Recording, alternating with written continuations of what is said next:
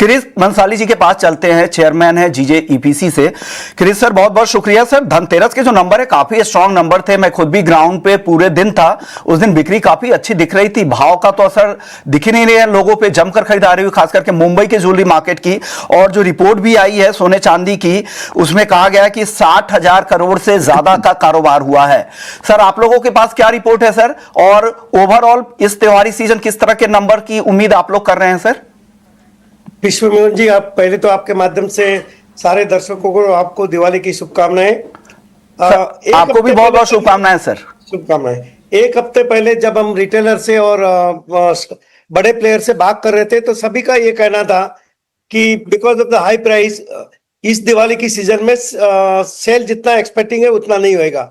मगर अभी आज मैं सबसे बात कर रहा हूं तो मोर देन एक्सपेक्टिंग हुआ है। कंज्यूमर्स ने ये बढ़ते हुए प्राइस को डाइजेस्ट कर लिया है, और अच्छी मतलब धनतेरस भी अच्छी गई है। ये सीजन जो है, जो डिटेल्स का एक्सपेक्टेशन था उससे कहीं गुना ज्यादा अच्छा सेल्स हुआ है। ये एक अच्छी ट्रेंड है मार्केट के लिए। के पास भी चलते हैं, छोटे ज्वेलर्स को यहाँ पे रिप्रेजेंट करते हैं, कैट का विंग है AIJGF। पंकज जी, आप लोगों के पास क्या रिपोर्ट है, किस तरह का कारोबार धनतेरस पे हुआ है, और पूरे इस त्योहारी सीजन को लेकर क्या एस्टिमेट है आपका? नमस्ते लक्ष्मण जी, सभी पैनलिस्ट और सभी देशवासियों को दीपावली की बहुत बहुत बधाई। नहीं, हम लोग का रिपोर्ट पॉजिटिव थी। हमने करीब धनतेरस के 2 दिन पहले एक सर्वे कराया था।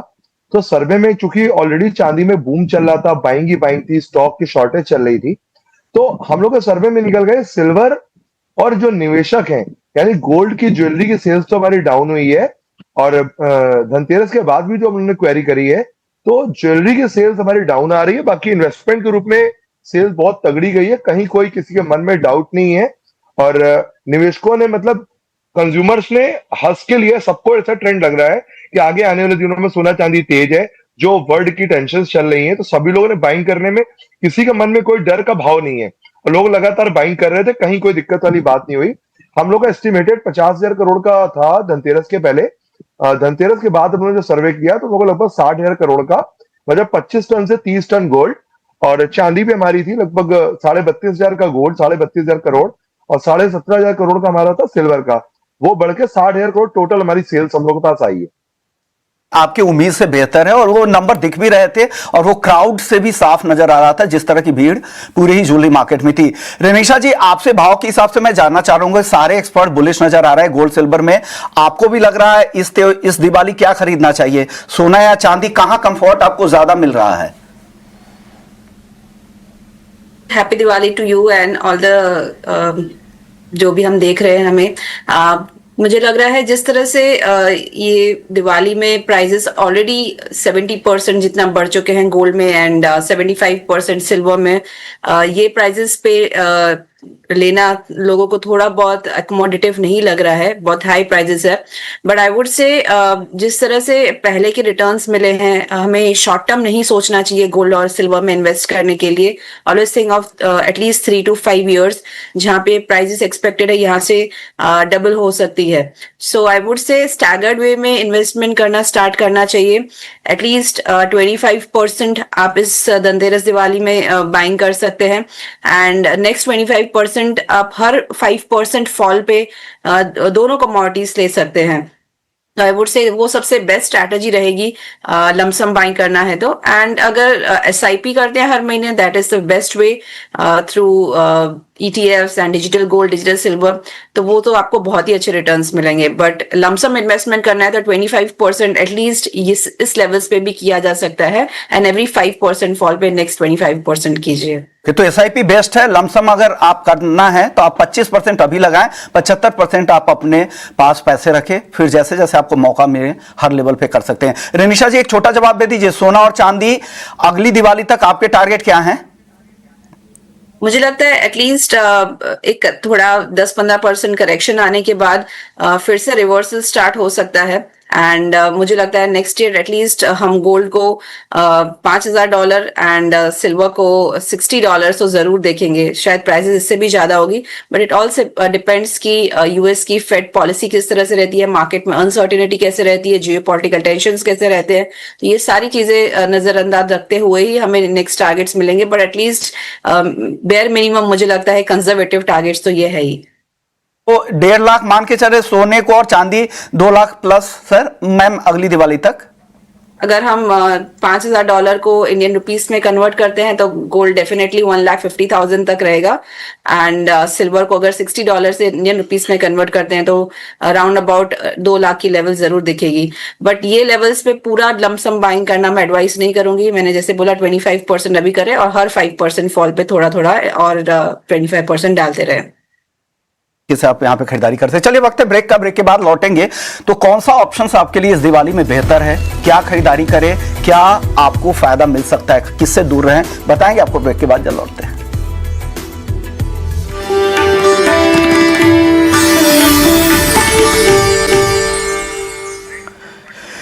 चलिए ब्रेक के बाद आपका स्वागत है और आप देख रहे हैं हमारी खास पेशकश सोने में सुनहरा निवेश। लेकिन अब चलिए, अब दिवाली का मौका है तो अगले दिवाली तक के लिए आपको क्या खरीदना चाहिए, अभी बेहतर क्या है, खरीदारी के लिए सबसे अच्छा विकल्प आपके पास क्या है, उन विकल्पों के बारे में जानते हैं। विक्रम सर आपसे शुरू करेंगे, अगर आपको खरीदना होगा तो इस दिवाली क्या खरीदना आप पसंद करेंगे ETF के अलावा?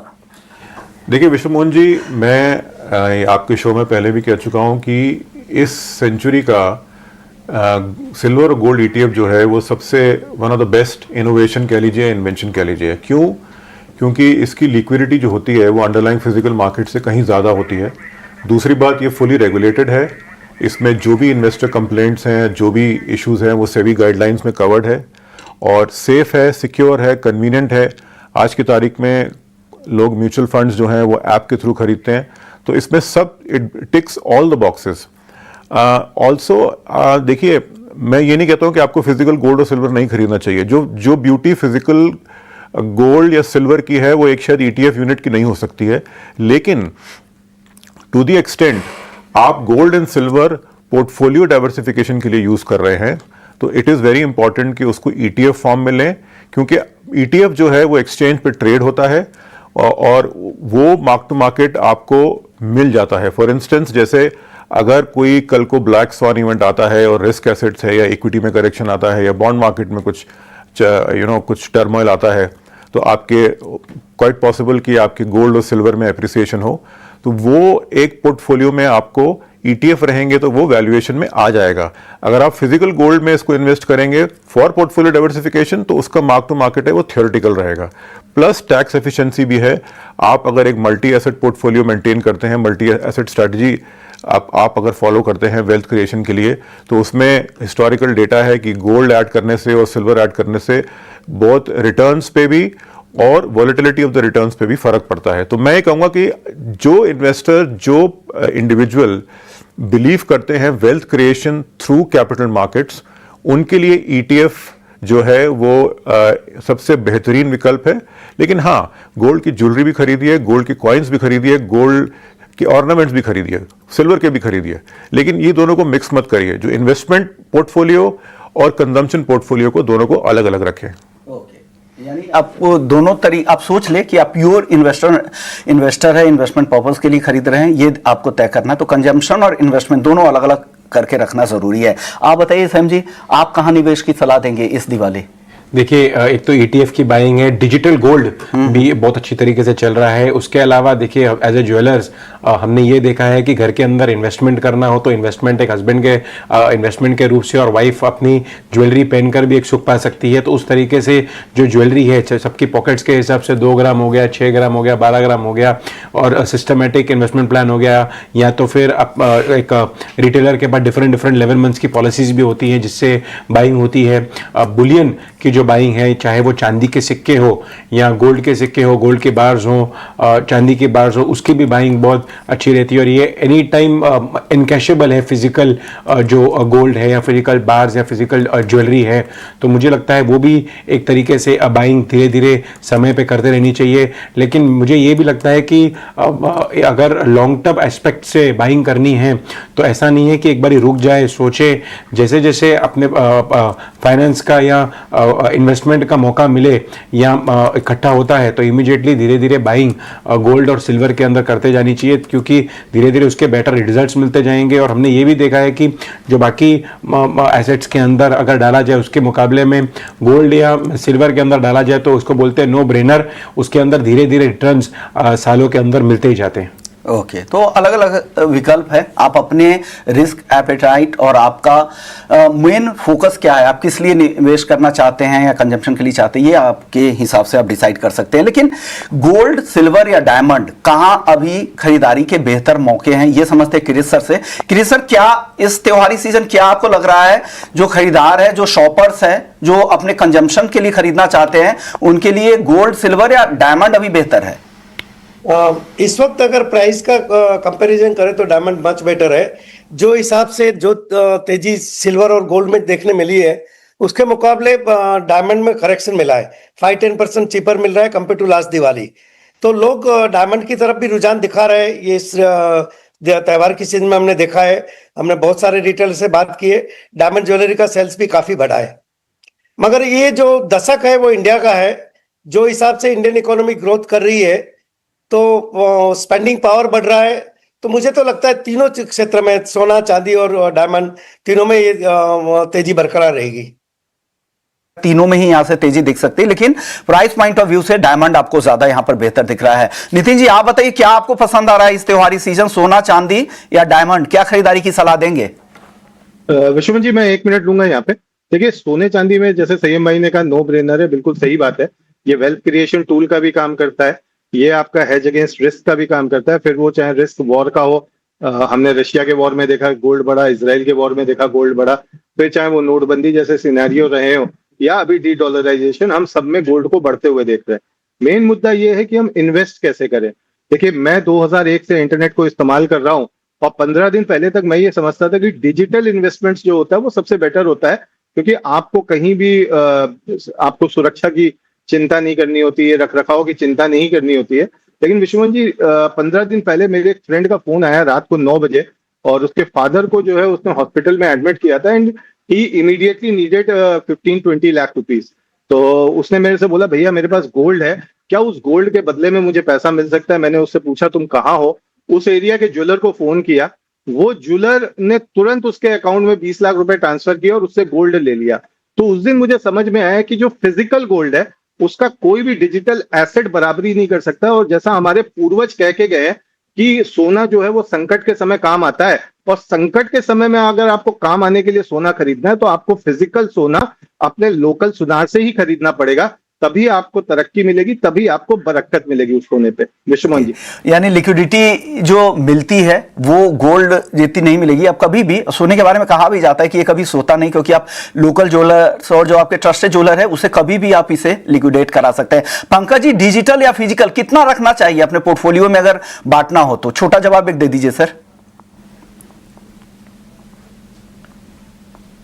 पंकज जी, आपसे सवाल था मेरा, अनम्यूट कीजिएगा सर ऑडियो को। ओके, हाँ, मेरा आंसर इस बात पे फिजिकल डिजिटल में, फिजिकल का कोई मुकाबला नहीं है। अगर मैं रूरल इंडिया की बात करूं, मान लीजिए रात में या सुबह 7 बजे किसी का एक्सीडेंट हो जाता है और उसको हॉस्पिटल जाना है, पैसे चाहिए, तो डिजिटल में ना उसका बैंक खुलेगा, ना कोई उसका लोन पे रखेगा, उसको जाना लोकल ज्वेलर के पास पड़ेगा। रात में किसी को सांप काट लेता है किसान के यहाँ, तो वहां पे क्या होगा? पैसे ही नहीं। तो फिजिकल गोल्ड का मुकाबला कहीं नहीं है। जो प्रोफेशनल टाइप के लोग हैं वो इन्वेस्टमेंट अपना ईटीएफ में कर सकते हैं। बाकी तो देश की रूरल जनता, जिसको भारत कहा जाता है, वो आज भी फिजिकल गोल्ड में निवेश करती है और करती रहेगी। और हम चाहते हैं ज्वेलरी इंडस्ट्री होने के नाते हमारा पूरा फोकस रहेगा देश की जनता फिजिकल गोल्ड पे निर्भर रहे। मकसद क्या है ये पहले तय कर ले। अगर आप वेल्थ क्रिएशन के लिए प्योरली करना चाहते हैं, इन्वेस्टमेंट के लिए करना चाहते हैं, तो आप डिजिटल की तरफ, ईटीएफ की तरफ जा सकते हैं। लेकिन कंजम्पशन पॉइंट ऑफ व्यू से, लिक्विडिटी पॉइंट ऑफ व्यू से भी फिजिकल कई बार काफी काम आ जाता है, खास करके रूरल एरियाज में। इसी नोट पर आप सभी मेहमानों का बहुत बहुत शुक्रिया करना चाहेंगे। वक्त कम था, इसके लिए माफी चाहूंगा। टीवी की अपनी लिमिटेशंस है, बहुत ज्यादा वक्त नहीं था, लेकिन पैनल हमारा काफी बड़ा था और बड़े लोग आए थे, लेकिन हम आपको उतना उनसे बातचीत नहीं हो पाई, लेकिन आगे आपसे चर्चा होती रहेगी। आप सभी मेहमानों का बहुत बहुत शुक्रिया और आप सभी को और हमारी टीम की तरफ से पूरे देशवासियों को दिवाली की बहुत बहुत शुभकामनाएं। नमस्कार।